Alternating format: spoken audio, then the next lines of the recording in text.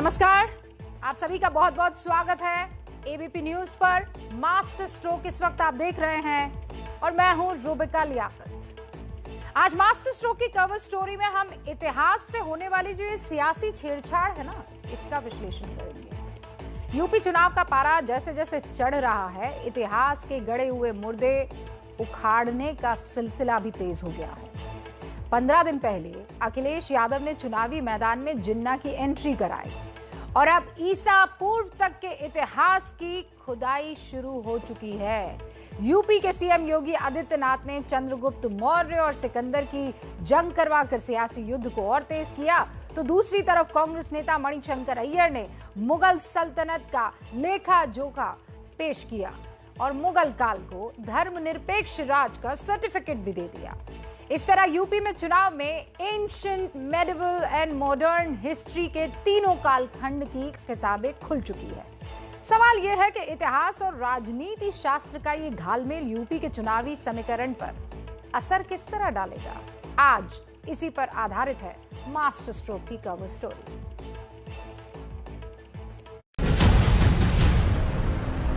बाबर जो थे वो भारत में मात्र 4 साल रहे, 4 ही साल।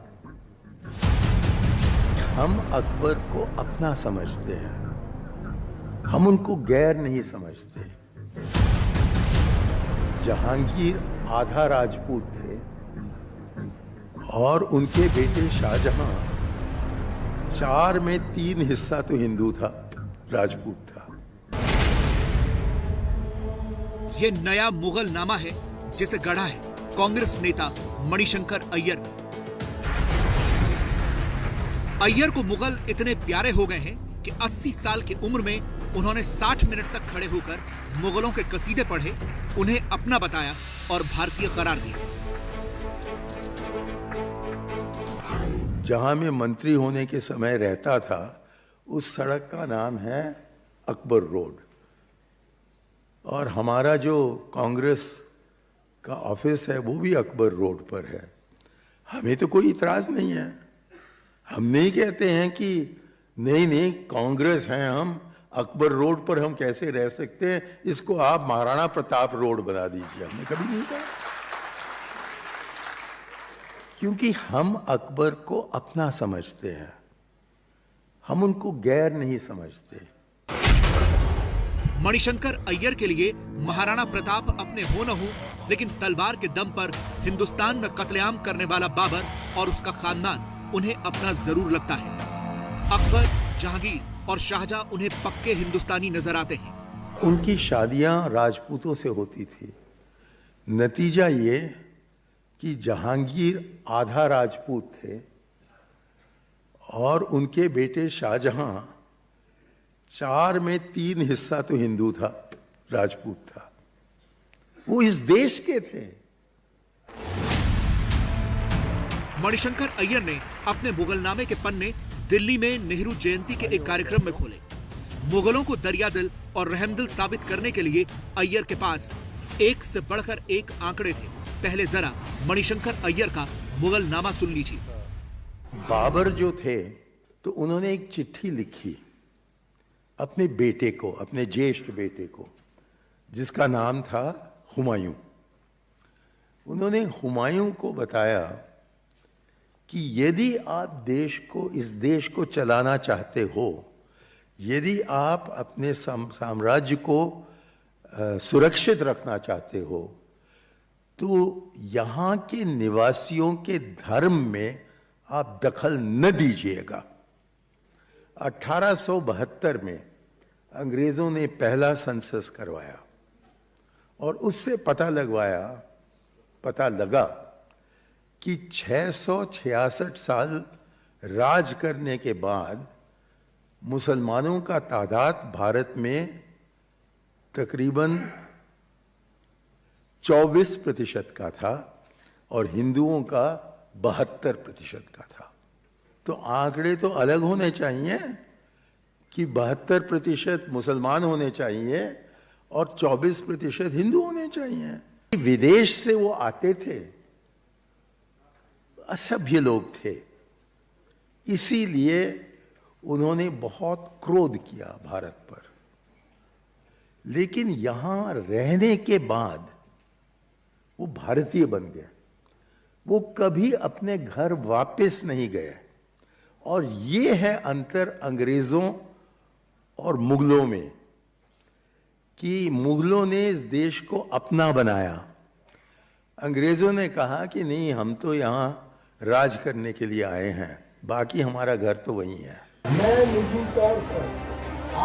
मणिशंकर अय्यर ने पहली बार ऐसे बयान नहीं दिए हैं। अपने बयानों की वजह से कांग्रेस के लिए हमेशा ही मुसीबत बनते रहे हैं। लेकिन यूपी जैसे महत्वपूर्ण राज्य के चुनाव से पहले अगर अय्यर ने यह बयान दिया है तो जरूर इसका मतलब होगा। और ये मतलब भी उन्होंने अपने मुगलनामे का जिक्र करते हुए सुना ही दिया और खुद को 100% भारतीय बताया। हिंदुत्व में अंतर है तो मैं उसके साथ जोड़ना चाहता हूं कि अंतर ये है कि हम जो हिंदू धर्म पर विश्वास रखते हैं, हम 100% भारतीय हैं। मणिशंकर की मुगल हिस्ट्री सियासत में भूचाल लाने वाली थी और हुआ भी यही। बीजेपी ने अय्यर के सहारे पूरी कांग्रेस पर हमला बोल दिया तो कांग्रेस के दूसरे नेता अय्यर के बचाव में आ गए। बिना मतलब ना समझदारी की तरह दिया गया बयान है। जब हमारे आदरणीय प्रधानमंत्री जी जब चर्चा करते हैं देश की ताकत की, तो वह कहते हैं कि भारत की ताकत 130 करोड़ देशवासी है। इसमें क्या तो कोई दो राय है कि जो भी आप नाम लेते हैं, अच्छे रहे हों बुरे रहे हों, इतिहास में निंदनीय रहे हों या वो प्रशंसा के योग्य रहे हों, क्या वो भारत की अस्मिता, विरासत, संस्कृति से जुड़े हुए नहीं है? कैसा भी व्यक्ति हो। अय्यर के बयान पर विवाद बढ़ा तो इतिहास के पन्नों की तलाश शुरू हुई। एबीपी न्यूज के स्पेशल शो में गीतकार और इतिहास के जानकार मनोज मुंतशिर ने मुगल काल के कई नियम कायदों का विश्लेषण किया। गैर मुस्लिम प्रजा के लिए तीर, धनुष और तलवार लेकर चलना मना है और गैर मुस्लिम जनता मुसलमानों के मोहल्ले में ना बसे। और आखिरी चीज मैं कह रहा हूं कि गैर मुस्लिम प्रजा अपने मुर्दों को लेके जोर से विलाप न करे। यानी अगर हमारे घर में, हिंदुओं के घर में कोई मृत्यु होती थी, कोई बाप दादा मर गया, तो जोर से रो नहीं सकते थे। अब सवाल यह है कि मुगल काल की असलियत क्या थी? क्या मुगल शासन धर्मनिरपेक्ष था जैसे कि अय्यर दलील दे रहे हैं, या फिर इतिहास के पन्नों में कुछ और दर्ज है? मुगल काल की असलियत क्या है, ये समझिए। और समझने के लिए पहले पूरे मुगल शासनकाल का विश्लेषण जरूरी है। उत्तराधिकारी का नियम ना होने पर पूरा मुगल काल गद्दी के लिए झगड़ता ही रहा। पूरे वक्त मुगलों ने हर उस राजा पर कहर ढाया जिसने उनकी अधीनता नहीं स्वीकारी। ये ऐतिहासिक फैक्ट है कि औरंगजेब ने गैर मुसलमानों पर टैक्स, जिसे जजिया कहा जाता है, वो लगाया था और उसी के शासनकाल में हजारों मंदिर ढाए गए। औरंगजेब ने अपने भाई दारा शिकोह की हिंदू धर्म में दिलचस्पी देखकर उसका कत्ल भी किया था। औरंगजेब ने धर्म परिवर्तन ना करने पर गुरु तेग बहादुर का सर काटा। उसने अपने शासन में नृत्य और संगीत प्रतिबंधित किए। कलाकारों पर बहुत से जुल्म किए। मुगलों ने बेहद चालाकी से उन गैर मुसलमानों को उच्च पद दिए जिन्होंने उनकी अधीनता स्वीकार की। और यह भी सच है कि मुगलों ने भारत में कई खूबसूरत इमारतें बनाई हैं। मुगल काल में भारत दुनिया का सबसे अमीर साम्राज्य बना। हमें यह भी नहीं भूलना चाहिए कि आजाद हिंदुस्तान का सबसे बड़ा विवाद यानी अयोध्या का विवाद, वो भी मुगलों की ही देन थी। लेकिन चुनाव आते ही देश में नेता इतिहास को अपने अपने तरीके से नफे और नुकसान के हिसाब से गढ़ने लगते हैं। लेकिन नेताओं के इतिहास पर भरोसा करने से पहले इतिहासकारों को भी आज की तारीख में सुनना जरूरी है। अब ये खास रिपोर्ट। कोई भी यानी रिलीजन से कोई अलग नहीं थी। कोई भी स्टेट, चाहे मुगलों की रही हो, चाहे राजपूत स्टेट्स रही हो, उनका कोई ना कोई रिलीजन था। तो ये कह देना कि अत्याचार आज के संदर्भ में यदि हम मध्यकालीन राज्यों को या उनकी स्टेट्स को एनालिसिस करेंगे तो वो कहीं से कोई इस बात सच नहीं है। 666 साल मणिशंकर अय्यर ने तलवार के जोर पर धर्म परिवर्तन कराने वाले मुगलों की शान में ही कसीदे नहीं पढ़े। मुगल काल से निकलकर उन्होंने स्वतंत्रता संग्राम का इतिहास शुरू किया और फिर जिन्ना गाथा भी सुनाई। पार्टीशन मांगने के पहले जिन्ना जी का बस एक ही मांग था कि 30% हमें आरक्षण दीजिए सेंट्रल असेंबली में। उन्होंने ये नहीं मांगा कि हमें 80 दो या 90 दो, उन्होंने 30% मांगा। वैसे तो जिन्ना भारतीय चुनाव का अभिन्न अंग बन चुका है। चुनाव चाहे किसी भी राज्य में हो, किसी न किसी तरीके से जिन्ना की एंट्री हो ही जाती है। अब जबकि यूपी में चुनावी सरगर्मियां तेज हो चुकी हैं, तो इस बार जिन्ना का जिन्न जगाया समाजवादी पार्टी के अध्यक्ष अखिलेश यादव ने। अखिलेश ने अपना जिन्नानामा करीब 15 दिन पहले यूपी के हरदोई में एक सभा में सुनाया था, जिसमें उन्होंने जिन्ना की तुलना महात्मा गांधी, सरदार पटेल और नेहरू जैसे नेताओं से की थी। सरदार पटेल जी, राष्ट्रपिता महात्मा गांधी, जवाहरलाल नेहरू, जिन्ना एक ही संस्था में पढ़ करके बैरिस्टर बन करके आए। अखिलेश यादव का जिन्ना पर बयान हो या फिर मणिशंकर अय्यर का मुगल काल पर ज्ञान, हर पार्टी अपनी अपनी सहूलियत और समीकरण के हिसाब से इतिहास के पन्ने पलट रही है। और अब तो हालत ये हो गई है कि 70-80 साल पुराने जिन्ना से होते हुई ये जंग ईसा पूर्व तक पहुंच चुकी है। उत्तर प्रदेश के चुनावों में ईसा पूर्व के इतिहास की एंट्री हुई यूपी के मुख्यमंत्री योगी आदित्यनाथ के एक बयान से, जिसमें उन्होंने चंद्रगुप्त मौर्य और सिकंदर का नाम लिया। इतिहास ने अशोक को या फिर चंद्रगुप्त मौर्य को महान नहीं बहुत बताया। किसको बताया? चंद्रगुप्त मौर्य से जो हारा था वह सिकंदर को महान बता दिया। कितना धोखा देश के साथ हुआ है। योगी आदित्यनाथ रविवार को लखनऊ में बीजेपी के मौर्य कुशवाहा सम्मेलन में चीफ गेस्ट बनकर पहुंचे थे। यहां योगी के एजेंडे में पिछड़ों के उस जज्बात को कुरेदना था जिसके मुताबिक इतिहास में उन्हें मान सम्मान नहीं दिया गया। बस इसी एजेंडे को समझाने के लिए सीएम योगी ने 2300 साल पुराने इतिहास की जड़ें खोदी। चंद्रगुप्त मौर्य और सिकंदर का नाम लिया, लेकिन विपक्ष ने उनके इतिहास ज्ञान पर ही हमला बोल दिया। ओवैसी ने लिखा, हिंदुत्व गलत इतिहास की फैक्ट्री है। चंद्रगुप्त और सिकंदर की कभी जंग नहीं हुई। शिक्षा व्यवस्था में सुधार क्यों जरूरी है, यह इसका एक अच्छा उदाहरण है। अच्छे स्कूल न होने से बाबा लोग अपने फायदे के लिए तथ्यों से खिलवाड़ कर रहे हैं। बाबा को शिक्षा की कदर नहीं और ये दिख रहा है। योगी आदित्यनाथ ने इसी सभा में तालिबान का भी जिक्र करके तालियां बटोरी। दरअसल ये बीजेपी के चुनावी प्लान का हिस्सा है। इस गणित को समझना जरूरी है। नायकों का जिक्र कर जातियों के सम्मान की लड़ाई बनाना, तालिबान के जिक्र से मुसलमानों के खिलाफ पिछड़ों को बटोरना, गैर यादव वोट बैंक पर बीजेपी की नजर। सच्चाई यह है कि उत्तर प्रदेश के इस चुनाव में जिस पार्टी को पिछड़ों का साथ मिलेगा, सत्ता उसे ही नसीब होगी। बीजेपी की रणनीति गैर यादव पिछड़े वोट बैंक को साथ रखने की है और इसीलिए पार्टी इतिहास की गलियों से ढूंढ ढूंढ कर नायकों को सामने ला रही है। उधर सपा और कांग्रेस को भी अपने वोट बैंक की चिंता सता रही है, लिहाजा उसे जिन्ना और मुगल याद आ रहे हैं। 2300 साल पुराना इतिहास और उसे लेकर जो सवाल उठ रहे हैं उसका सच भी आप जान लीजिए। चंद्रगुप्त मौर्य और सिकंदर का इतिहास क्या कहता है, गौर फरमाइएगा।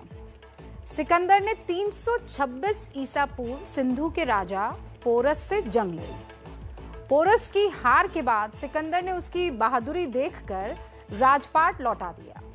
पोरस से जंग के 2 साल बाद सिकंदर की मौत हो गई। सिकंदर की मौत के बाद उसके एक सेनापति जिसका नाम सेल्यूकस है, उसने हमला किया। सेल्यूकस की जंग चंद्रगुप्त मौर्य से हुई। सेल्यूकस चंद्रगुप्त मौर्य से हार गया था। चंद्रगुप्त की लड़ाई सिकंदर के सबसे बड़े सेनापति से हुई थी, सिकंदर से नहीं। और इसीलिए कई लोग इसे सिकंदर और चंद्रगुप्त मौर्य की लड़ाई के तौर पर भी पेश करते हैं, जैसा इस बार किया गया। मास्टर स्ट्रोक में उत्तर प्रदेश ही की खबर आप तक पहुंचानी है, लेकिन पूर्वांचल की, जहां इस वक्त हर पार्टी का फोकस है। योगी आदित्यनाथ, अखिलेश यादव, प्रियंका गांधी, सारे बड़े चेहरे इस वक्त पूर्वांचल की परिक्रमा कर रहे हैं। लेकिन पूर्वांचल में कल सबसे बड़ा मास्टर स्ट्रोक बीजेपी चलने वाली है। प्रधानमंत्री नरेंद्र मोदी कल यूपी को सबसे लंबे एक्सप्रेसवे की सौगात देने पहुंच रहे हैं, जिसका नाम है पूर्वांचल एक्सप्रेसवे। ये एक्सप्रेसवे लखनऊ से गाजीपुर को जोड़ेगा। आने वाले चुनाव में बीजेपी इसे गेम चेंजर के तौर पर देख रही है, लेकिन अखिलेश यादव इसका जो श्रेय है लेने की हर कोशिश कर भी रहे हैं। अखिलेश बार बार कह रहे हैं कि इसका शिलान्यास तो उनकी सरकार में हुआ था। बीजेपी इसे झूठ बता रही है। बीजेपी कह रही है कि अखिलेश का अगला ट्वीट ये होगा कि राम मंदिर भी समाजवादी पार्टी की सरकार ने ही बनवाया। मास्टर स्ट्रोक में इसीलिए आज हमने आपके सामने वो विश्लेषण रखने की कोशिश अब हम कर रहे हैं जिसे देखकर आप जानेंगे कि पूर्वांचल एक्सप्रेसवे क्या वाकई गेम चेंजर हो सकता है।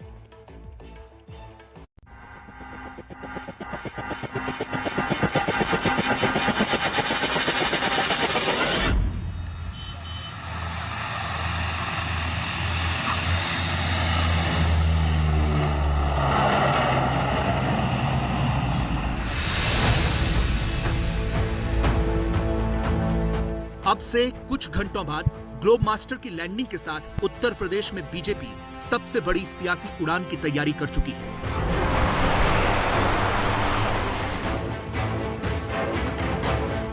अब से कुछ घंटों बाद प्रधानमंत्री नरेंद्र मोदी और मुख्यमंत्री योगी आदित्यनाथ उत्तर प्रदेश के सबसे लंबे पूर्वांचल एक्सप्रेस वे में मेगा शो करने वाले हैं।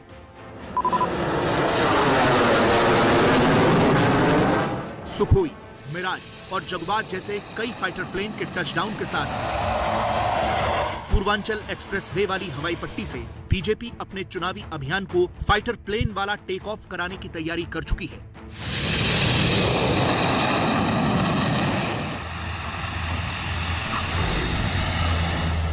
पूर्वांचल एक्सप्रेसवे पर बनी हवाई पट्टी पर प्रधानमंत्री नरेंद्र मोदी C-130 हरकुलिस विमान से उतरेंगे। इसके बाद योगी आदित्यनाथ उनकी अगवानी करेंगे। इसके बाद सब जाएंगे और 341 किलोमीटर लंबे पूर्वांचल एक्सप्रेसवे का उद्घाटन होगा। ये वही पूर्वांचल एक्सप्रेसवे है जिसके जरिए बीजेपी पूर्वांचल में सबसे बड़ा मास्टर स्ट्रोक चलने जा रही है।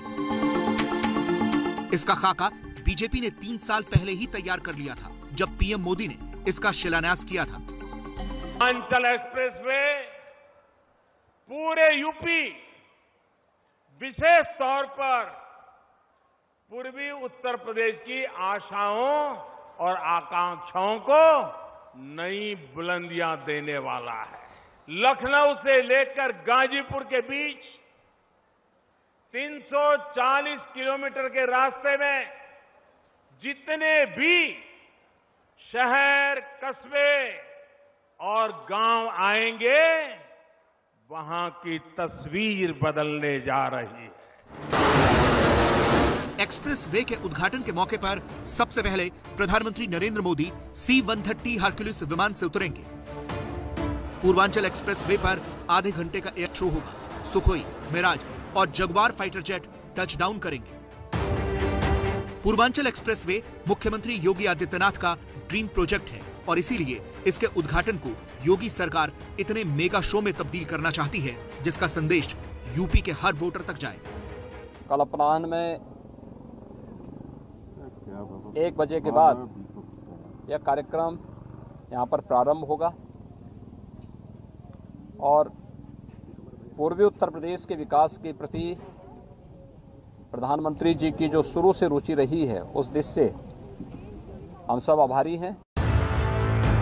पूर्वांचल एक्सप्रेस वे के बहाने मोदी और योगी पूर्वांचल में बीजेपी के विजय रथ को लखनऊ तक पहुंचाना चाहते हैं और यही वजह है कि इस एक्सप्रेस वे के उद्घाटन से पहले ही इसका श्रेय लेने की लड़ाई शुरू हो चुकी है। अखिलेश यादव ने अपने ट्विटर हैंडल से एक पुराना पोस्टर जारी किया जिसमें उन्होंने ये साबित करने की कोशिश की कि पूर्वांचल एक्सप्रेस वे का शिलान्यास उनकी सरकार में हुआ था। इस पोस्टर में देखिए, यहाँ लिखा है अखिलेश यादव, मुख्यमंत्री उत्तर प्रदेश।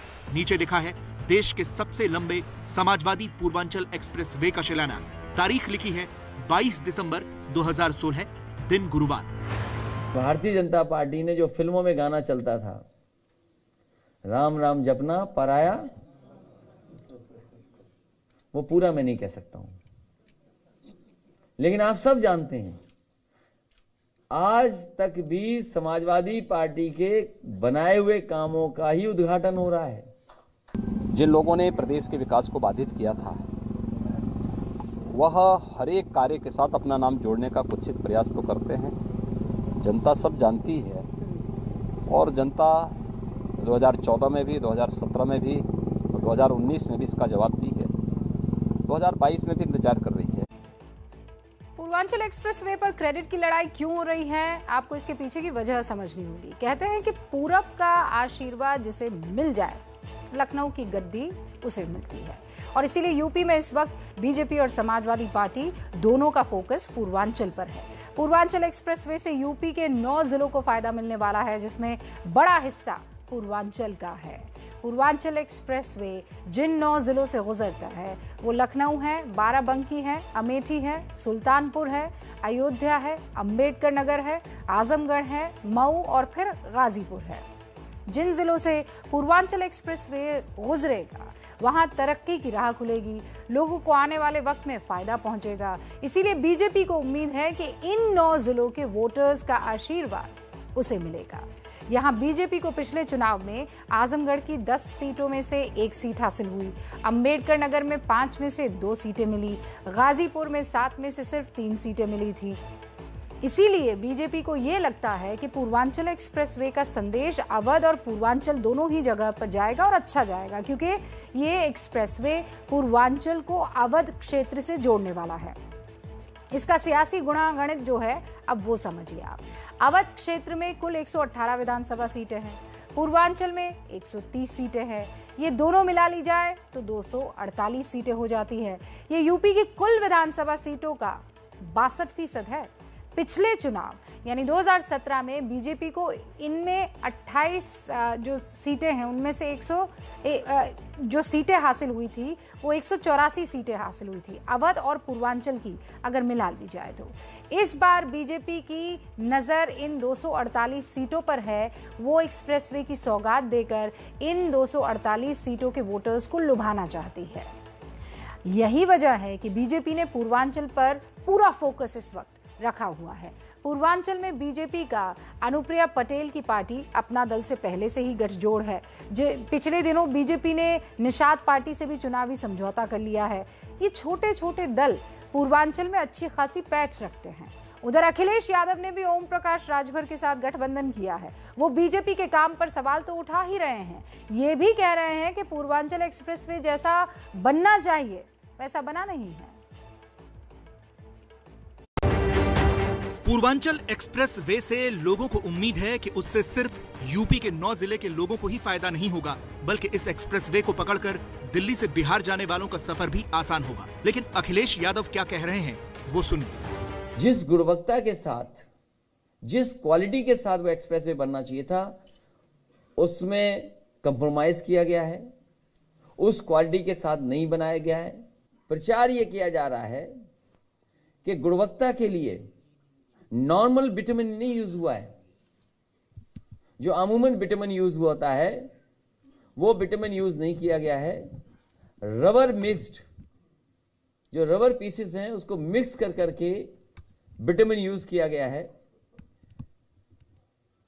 जो लोग उस पर चले होंगे वो जानते होंगे कि आगरा लखनऊ एक्सप्रेस वे पे तो अगर आप चाय पीते हुए चले जाएंगे तो चाय आपकी नहीं गिरेगी, 100 की रफ्तार से भी चलेंगे तो चाय नहीं गिरेगी। लेकिन पता नहीं भारतीय जनता पार्टी ने कौन से विटामिन में मिलावट की है, जो कहने को तो कह रहे हैं मिक्स्ड पॉलीमर्स हैं, रबर के पीसेस हैं, और जो क्वालिटी देखा होगा सड़क पर चल करके, अगर रफ्तार आपने बढ़ा दी तो हो सकता है आपके पेट दर्द हो जाए या कमर दर्द हो जाए, आपको लौट करके कमर का इलाज। सवाल यह है कि क्या अखिलेश के दावे में वाकई दम है? एबीपी न्यूज ने उसका रियलिटी चेक किया। योगी जी के पूर्वांचल एक्सप्रेस में भी ये खासियत है, इसकी पड़ताल के लिए मैंने भी एक ग्लास लिया है, इसमें पानी भरा है और इसको मैं अपनी गाड़ी के डैशबोर्ड पे रख देता हूँ और अब मैं अपनी गाड़ी को यहाँ से लखनऊ की तरफ लेके चलता हूँ और देखता हूँ कि क्या पानी छलकता है या नहीं, या इसकी सड़क इतनी ही स्मूथ बनी हुई है। तो आप देखिए कि इस वक्त मैंने पहले गियर और अब दूसरे गियर पे गाड़ी रख दी।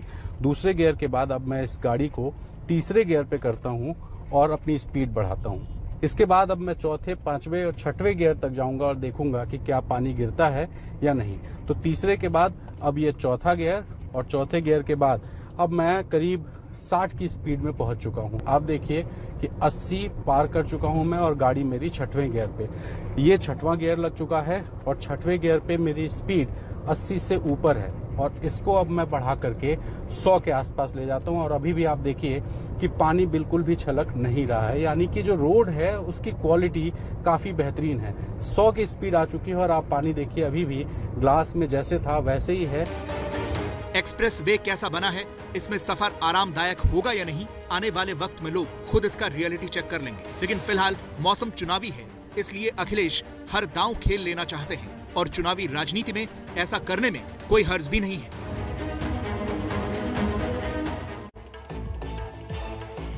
अब जरा माइक्रो ब्लॉगिंग साइट कू पर आज जो हमने सवाल रखा था उसका जो जवाब आया है वो बता दें। #एक्सप्रेसवे पॉलिटिक्स पर हमने पूछा कि पूर्वांचल एक्सप्रेसवे का श्रेय असल में किसे मिलना चाहिए। इसका जवाब कू रिएक्शन ऑफ द डे के लिए हमने किरण नाम की एक यूजर को चुना है, जिन्होंने लिखा है, क्या हम एक बार एक्सप्रेसवे का श्रेय उन मजदूरों को दे सकते हैं जो अपने घर परिवार से दूर रहकर दिन रात काम करके निर्माण करते रहे। सरकार को चुना ही इसलिए जाता है कि वो देश के विकास के लिए काम करें, लेकिन कार्य सफल बनाने वालों को हमें नहीं भूलना चाहिए। और इसीलिए इस शानदार राय के लिए हमने किरण के इस पोस्ट को चुना है। रायगढ़ के रहने वाले कर्नल विप्लव त्रिपाठी अपनी पत्नी और 8 साल के मासूम बेटे के साथ मणिपुर में शहीद हुए। आज तीनों का पार्थिव शरीर पंचतत्व में विलीन हो गया। कर्नल त्रिपाठी के साथ 4 और जवान शहीद हुए। लेकिन सवाल ये है कि भारतीय सेना पर ये हमले किए किसने। भारत के उत्तर पश्चिमी बॉर्डर पर पाकिस्तान के साथ तनाव चलता ही रहता है, लेकिन इसके मुकाबले पूर्वोत्तर शांत रहता है। तो फिर यहाँ ऐसा कौन सा आतंकवादी संगठन आ गया है जो सीधे भारतीय सेना को चुनौती दे रहा है? कहीं इसके पीछे चीन का कोई हाथ तो नहीं है? हमारी रिपोर्ट से समझिए।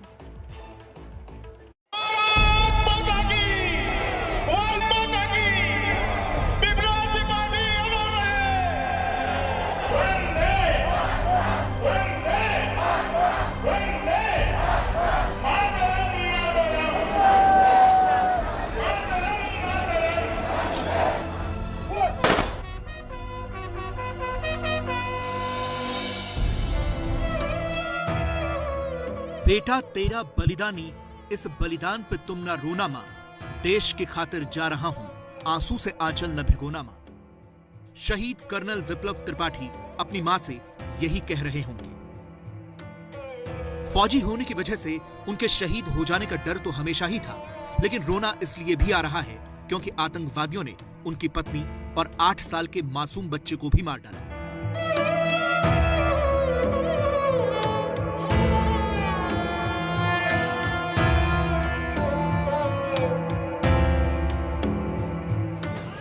कर्नल त्रिपाठी छत्तीसगढ़ के रायगढ़ जिले के रहने वाले थे।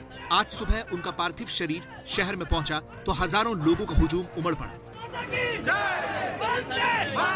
दूर तक जहां तक आपकी नजर जाएगी वहां तक केवल गाड़ियों का काफिला है। अगल बगल बाइक से लोग एक बार एक झलक देखने के लिए कर्नल विप्लव को आए हैं। और इधर दुर्गेश दिखाइए, आगे आगे वो गाड़ी है और इसके बगल में जो काफिला है वो आपको दिखाई देगा कि पूरा शहर जो है वो पटा पड़ा है और हर कोई कर्नल विप्लव शहीद अमर रहे, कर्नल विप्लव अमर रहे के जयघोष के साथ जो है वो बढ़ रहा है। इन हाथ जोड़े हुए लोगों को देखिए, सड़क के किनारे सैकड़ों की संख्या में लोग खड़े थे, ऐसे ही हाथ जोड़े शहीद को प्रणाम करने के लिए।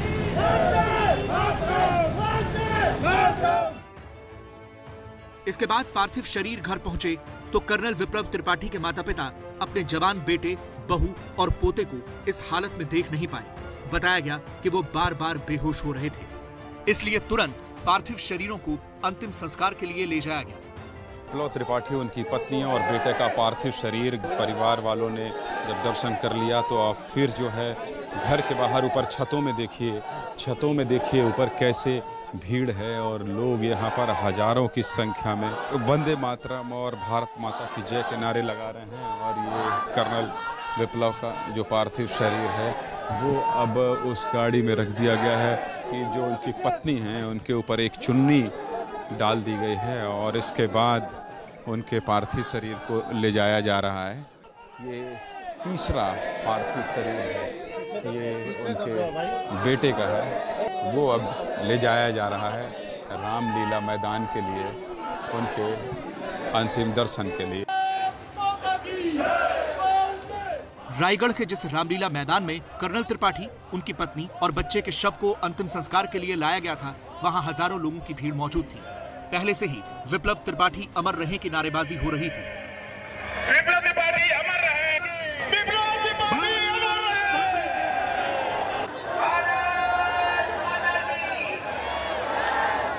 मणिपुर में शहीद कर्नल विप्लव का पार्थिव शरीर, उनके बेटे और उनकी पत्नी का पार्थिव शरीर उनके घर से अब रामलीला मैदान में लाया गया है। रायगढ़ के इस रामलीला मैदान को देखिए और यहाँ जितनी भीड़ है उसको देखिए और समझिए कि वीर सपूत विप्लव त्रिपाठी को कितने लोग देखना चाहते हैं, कितने लोग उनके अंतिम दर्शन के लिए उमड़ पड़े हैं। जरा दिखाइए उस मंच को जहां पर पार्थिव शरीर रखा है और कितने लोग हैं जो उनको श्रद्धांजलि देने के लिए आज रायगढ़ शहर में उमड़े हैं। भारत में शहीदों को हमेशा ऐसा सम्मान और प्यार मिलता रहेगा, क्योंकि इस धरती ने न जाने ऐसे कितने वीर सपूत पैदा किए हैं। इसी हमले में पश्चिम बंगाल के मुर्शिदाबाद के खारग्राम के रहने वाले राइफलमैन श्यामल दास भी शहीद हुए हैं। असम के जोरहाट के रहने वाले राइफलमैन सुमन स्वारगियारी भी शहीद हुए। दोनों के पार्थिव शरीर आज उनके घर पहुंचे, जहां उन्हें भावभीनी श्रद्धांजलि दी गई।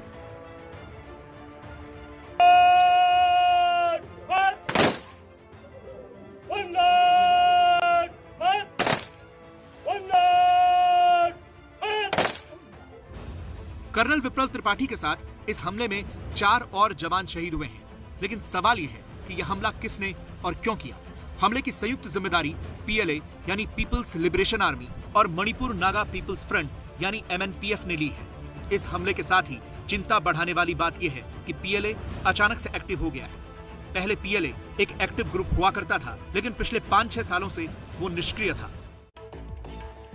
शनिवार को हुए आतंकी हमले को आप अलग इस तरीके से देखिए कि इसमें कमांडिंग ऑफिसर कर्नल विप्लव त्रिपाठी की पत्नी और बच्चा भी मारा गया।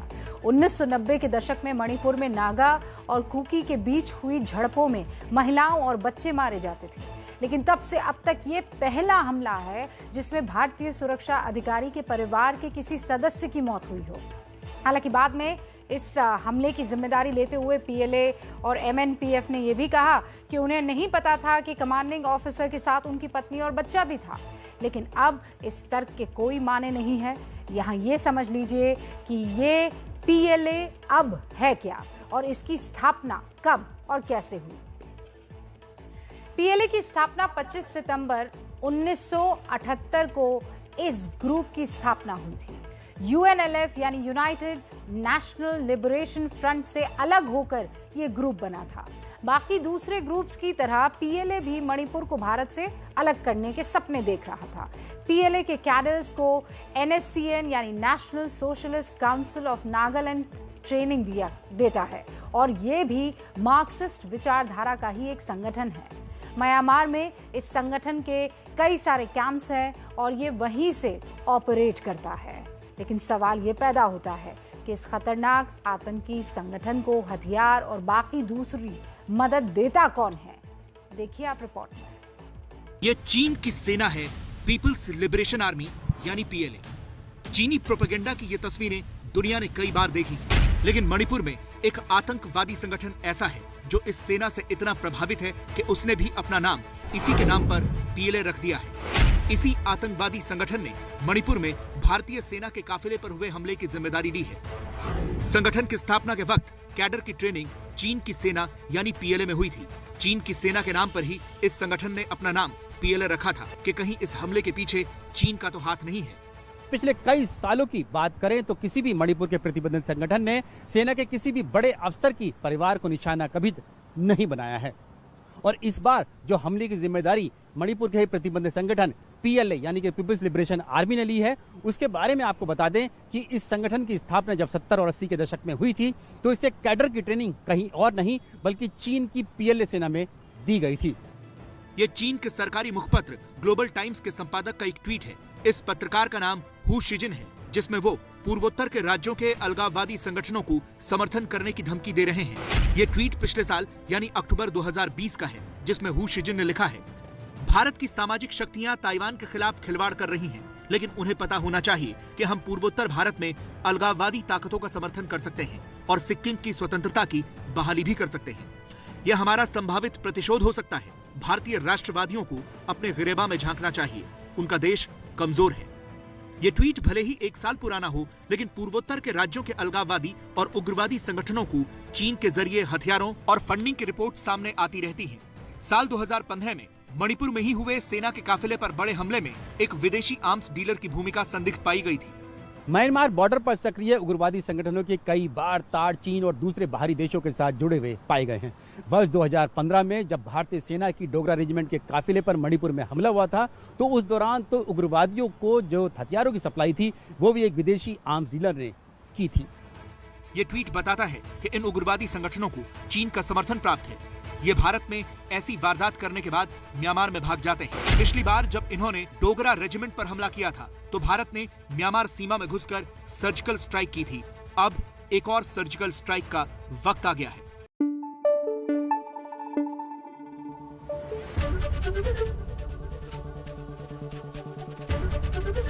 एबीपी न्यूज आपको रखे आगे।